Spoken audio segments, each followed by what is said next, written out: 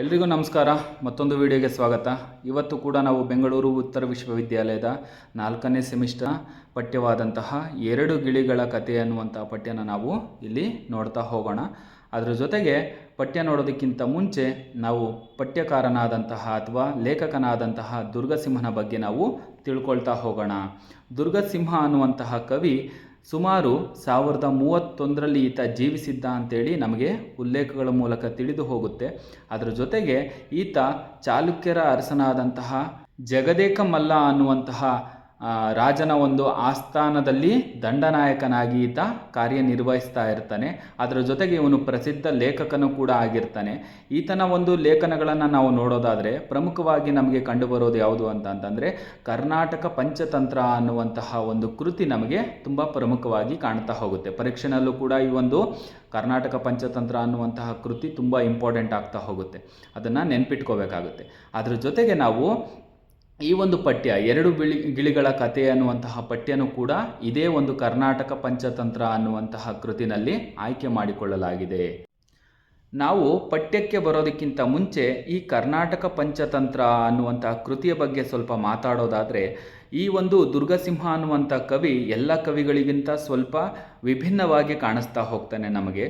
ಏಕೆ ಅಂತಂದರೆ ಆ ಕವಿ ಪ್ರಾಣಿಗಳನ್ನಾಗಿರ್ಬೋದು, ಪಕ್ಷಿಗಳನ್ನಾಗಿರ್ಬೋದು, ಕಾಡನ್ನಾಗಿರ್ಬೋದು, ಮನುಷ್ಯರನ್ನಾಗಿರ್ಬೋದು ಆತನ ಒಂದು ಪಾತ್ರಗಳನ್ನಾಗಿ ಮಾಡಿಕೊಂಡು ಆ ಒಂದು ಪಾತ್ರಗಳ ಮೂಲಕ ಸಮಾಜಕ್ಕೆ ಅಥವಾ ಜನರಿಗೆ ಒಂದು ನೀತಿ ಪಾಠವನ್ನು ಹೇಳುವಂತಹ ಕೆಲಸ ಈ ಕವಿ ಯಾವತ್ತೂ ಕೂಡ ತನ್ನ ಒಂದು ಕೃತಿನಲ್ಲಿ ಮಾಡ್ತಾ ಹೋಗ್ತಾನೆ ಅನ್ನೋದು ಇಲ್ಲಿ ಪ್ರಮುಖವಾಗಿ ನಮಗೆ ಕಂಡುಬರುತ್ತೆ. ಅದೇ ರೀತಿ ಈ ಪಠ್ಯದಲ್ಲೂ ಕೂಡ 2 ಗಿಳಿಗಳನ್ನು ಮಾದರಿಯಾಗಿ ಇಟ್ಟುಕೊಂಡು ಸಮಾಜಕ್ಕೆ ಒಂದು ಒಳ್ಳೆಯ ಸಂದೇಶವನ್ನು ಕೊಡುವಂತಹ ಕೆಲಸವನ್ನು ದುರ್ಗಸಿಂಹ ನಮಗೆ ಮಾಡ್ತಾ ಹೋಗ್ತಾನೆ. ಕತೆ ಪ್ರಾರಂಭವಾಗುತ್ತದೆ.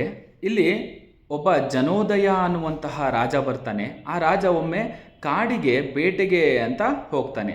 ಕಾಡಿನ ಒಂದು ಬೇಟೆ ಎಲ್ಲ ಮುಗಿಸ್ಕೊಂಡು ಅವನು ತುಂಬ ದಣಿವು ಆಗಿರೋ ಕಾರಣ ಎಲ್ಲಾದರೂ ನೀರು ಸಿಗ್ಬೋದಾ ಅಥವಾ ಅವನಿಗೆ ವಿಶ್ರಾಂತಿ ಪಡೆಯಲು ಎಲ್ಲಾದರೂ ಜಾಗ ಸಿಗ್ಬೋದಾ ಅಂತ ಹುಡುಕೊಂಡು ಅವನೇನು ಮಾಡ್ತಾನೆ, ಕಾಡಿನಲ್ಲಿ ಅಲೆದಾಡ್ತಾ ಇರ್ತಾನೆ. ಆ ಒಂದು ಸಮಯದಲ್ಲಿ ಅವನಿಗೆ ಬಿಡಾರ ಕಾಣಿಸುತ್ತೆ, ಅಂದರೆ ಒಂದು ಗುಡಿಸಲಿನ ರೀತಿ ಒಂದು ಜಾಗ ಕಾಣಿಸುತ್ತೆ. ಆ ಜಾಗಕ್ಕೆ ರಾಜ ಏನು ಮಾಡ್ತಾನೆ, ಕುಡಿಯೋದಕ್ಕೆ ನೀರು ಸಿಗುತ್ತೆ ಅಥವಾ ಅವನಿಗೆ ವಿಶ್ರಾಂತಿ ಪಡೆಯಲು ಸ್ವಲ್ಪ ಜಾಗ ಸಿಗುತ್ತೆ ಅಂತ ಅಲ್ಲಿಗೆ ಹೋಗ್ತಾನೆ. ಅಲ್ಲಿಗೆ ಹೋದಾಗ ಅವನಿಗೆ ವಿಚಿತ್ರವಾದಂತಹ ಕೆಲವೊಂದು ವಿಲಕ್ಷಣ ಘಟನೆಗಳು ಅವನಿಗೆ ಕಾಣಿಸ್ತಾ ಹೋಗ್ತವೆ. ಅಲ್ಲಿ ಹೋಗಿದ ತಕ್ಷಣ ಅವನಿಗೇನಾಗುತ್ತೆ, ಒಂದು ಗಿಳಿ ಮರದ ಮೇಲೆ ಕೂತಿರುತ್ತೆ. ಆ ಗಿಳಿ ಈ ರಾಜನನ್ನು ನೋಡಿ ಜೋರಾಗಿ ಕಿರಿಚ್ಕೊಳ್ಳೋದಕ್ಕೆ ಸ್ಟಾರ್ಟ್ ಮಾಡುತ್ತೆ. ಆ ಒಂದು ಗಿಳಿ ಯಾರೋ ಬಂದಿದ್ದಾನೆ, ಅವನು ಮುತ್ತು ರತ್ನ ಹಾಕ್ಕೊಂಡಿದ್ದಾನೆ, ಅವನನ್ನು ಹಿಡೀರಿ, ಅವನನ್ನು ಹೊಡೀರಿ, ಅವನನ್ನು ಕೊಲ್ಲಿ, ಅವನ ಹತ್ರ ಇರುವಂತಹ ಮುತ್ತು ರತ್ನಗಳನ್ನು ಕಿತ್ಕೊಳ್ಳಿ ಅಂತೇಳಿ ಜೋರಾಗಿ ಕಿರಿಸ್ತಾ ಇರುತ್ತೆ. ತನ್ನ ಸಂಗಡಿಗರನ್ನು ಅಂದರೆ ತನ್ನ ಜೊತೆಗಿರುವಂತಹ ಮನುಷ್ಯರನ್ನು ಆ ಒಂದು ಗಿಳಿ ಕರಿತಾ ಇರುತ್ತೆ. ಈ ರೀತಿ ವಿಚಿತ್ರವಾದಂತಹ ಸನ್ನೆಯನ್ನು ಅಥವಾ ಸಂದೇಶವನ್ನು ಕೊಡ್ತಾ ಇರುವಂತಹ ಗಿಳಿಯ ಒಂದು ಮಾತುಗಳನ್ನು ಕೇಳಿ ಆ ಒಂದು ರಾಜನಿಗೆ ತುಂಬ ಭಯ ಆಗುತ್ತೆ. ಆ ರಾಜ ಏನು ಮಾಡ್ತಾನೆ, ಅಲ್ಲಿಂದ ಬೇಗ ಕುದುರೆ ಹತ್ಕೊಂಡು ಹೊರಟೋಗ್ತಾನೆ. ತನ್ನ ಕುದುರೆ ಹತ್ಕೊಂಡು ಬಂದಂತಹ ರಾಜನಿಗೆ ಸ್ವಲ್ಪ ದೂರ ಆದಮೇಲೆ ಒಂದಿಷ್ಟು ಗುಡಿಸಲುಗಳು ಕಾಣಿಸುತ್ತೆ. ಆ ಗುಡಿಸಲಿನ ಹತ್ರ ಬಂದಂತಹ ಒಂದು ರಾಜನಿಗೆ ಗೊತ್ತಾಗುತ್ತೆ ಇದೊಂದು ಮುನಿಯ ಆಶ್ರಮ ಅಥವಾ ಅಲ್ಲಿ ಇರುವಂತಹ ಪರಿಸರ ಕೂಡ ಅಷ್ಟೇ ಸ್ವಚ್ಛಂದವಾಗಿರುತ್ತೆ. ಅಲ್ಲಿ ವೇದಘೋಷಗಳಾಗಿರ್ಬೋದು, ಮಂತ್ರಗಳನ್ನು ಪಠಿಸುವಂತಹ ಒಂದು ಮುನಿಗಳಾಗಿರ್ಬೋದು, ಅಲ್ಲಿ ಓಡಾಡುವಂತಹ ಜನರಾಗಿರ್ಬೋದು, ಸಾತ್ವಿಕ ವಾತಾವರಣ ಆಗಿರ್ಬೋದು, ಆ ಒಂದು ಜಾಗದಲ್ಲಿದ್ದಂತಹ ಒಂದು ಪರಿಸರ ತುಂಬ ಪ್ರಶಾಂತವಾಗಿದ್ದದ್ದಾಗಿರ್ಬೋದು. ಅಲ್ಲಿ ಅವನೇನು ಮಾಡ್ತಾನೆ, ಹೋಗಿ ಆ ಒಂದು ಜಾಗದಲ್ಲಿ ವಿಶ್ರಾಂತಿ ಪಡೆಯೋದಕ್ಕೆ ನಿರ್ಧಾರ ಮಾಡ್ಕೊಳ್ತಾನೆ. ಮೊದಲಿಗೆ ಅವನಿಗೆ ಈ ಒಂದು ಗಿಳಿಯ ಒಂದು ದುರ್ವರ್ತನೆ ನೋಡಿ ಅವನಿಗೆ ತುಂಬ ಭಯ ಆಗಿರುತ್ತೆ. ಈ ಒಂದು ಜಾಗವನ್ನು ನೋಡಿದಂಥ ಆತನಿಗೆ ಸ್ವಲ್ಪ ಸಮಾಧಾನ ಆಗುತ್ತೆ. ಆತ ಏನು ಮಾಡ್ತಾನೆ, ಅಲ್ಲಿ ಒಳಗಡೆ ಹೋಗೋದಕ್ಕೆ ಕುದುರೆ ಇಳಿದು ಸ್ವಲ್ಪ ಒಳಗಡೆ ಹೋಗ್ತಾನೆ. ಹೋದಾದ್ಮೇಲೆ ಅಲ್ಲೂ ಕೂಡ ಮತ್ತೊಂದು ಗಿಳಿ ಅವನನ್ನು ಎದುರಾಗುತ್ತೆ. ಎದುರಾದಂತಹ ಗಿಳಿ ರಾಜನನ್ನು ನೋಡಿ ತುಂಬ ಖುಷಿ ಪಡುತ್ತೆ. ಆ ರಾಜನಿಗೆ ಆ ಒಂದು ಗಿಳಿ ಹೇಳುತ್ತೆ, ಬನ್ನಿ ಪ್ರಭುಗಳೇ, ಬಂದು ಇಲ್ಲಿ ಕೂತ್ಕೊಳ್ಳಿ, ಇಲ್ಲಿ ಇರುವಂತಹ ಆ ಒಂದು ನೀರನ್ನು, ತಂಪಾದ ನೀರನ್ನು ಕುಡೀರಿ, ನಿಮಗೆ ಹೊಟ್ಟೆ ಹಸಿದಿದೆ ಅಂತ ಹೇಳಿ ಅನಿಸುತ್ತೆ.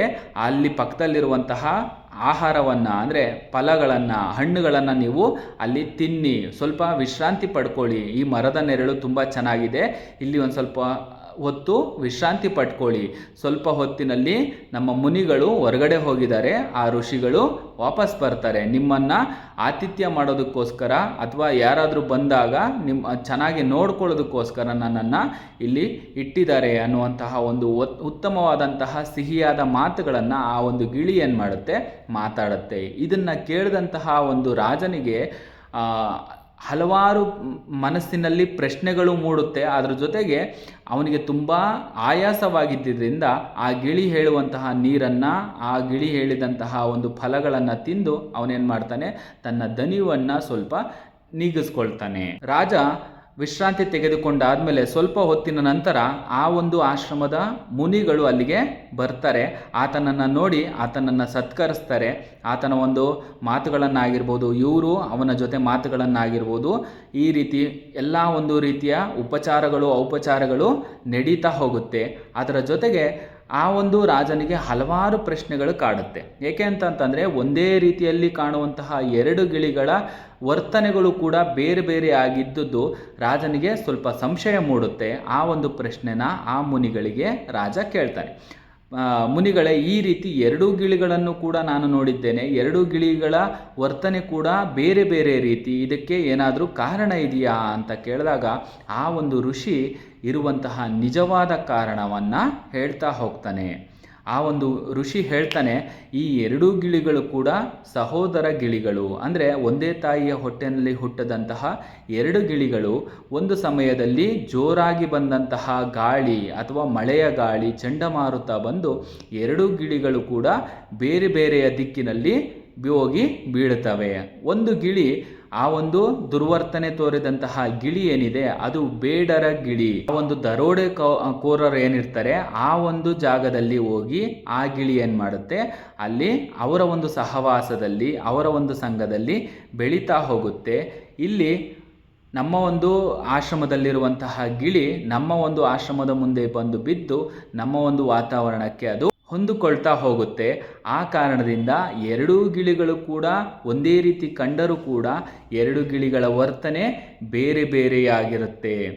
ಅಲ್ಲಿ ಕಳ್ಳರ ಜೊತೆ ಬೆಳೆದಂತಹ ಆ ಗಿಳಿ ಆ ಕಳ್ಳರ ವರ್ತನೆಗಳಾದಂತಹ ಕಳ್ಳತನ ಮಾಡೋದು, ಬೇರೆಯವರನ್ನು ಕೊಲ್ಲೋದು ಅಥವಾ ಬೇರೆಯವರ ಹತ್ರ ಇರುವಂತಹ ಆಭರಣಗಳನ್ನ ಕಿತ್ಕೊಳ್ಳೋದು, ಈ ರೀತಿಯ ಕೆಟ್ಟ ವರ್ತನೆಗಳನ್ನು, ಕೆಟ್ಟ ಮಾತುಗಳನ್ನು ಕಲಿತಾ ಹೋಗುತ್ತೆ.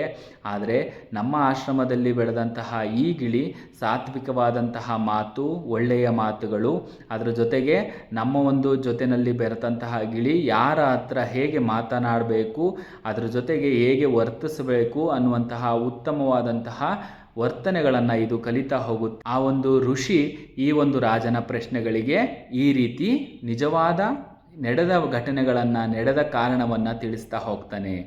ಇಷ್ಟು ಈ ಒಂದು ಕತೆ ಆಗಿರುತ್ತೆ. ಇದರಿಂದ ನಮಗೆ ಅರ್ಥವಾಗುವಂತಹ ವಿಷಯ ಏನು ಅಂತಂದರೆ, ನಾವು ಯಾವ ಪರಿಸರದಲ್ಲಿ ಬೆಳಿತೀವಿ ಅಥವಾ ಯಾರ ಜೊತೆ ಇರ್ತೀವಿ ಅನ್ನೋದ್ರ ಮೇಲೆ ನಮ್ಮ ಗುಣಗಳು ನಮಗೆ ಮುಂದೆ ಕಾಣಿಸ್ತಾ ಹೋಗುತ್ತೆ.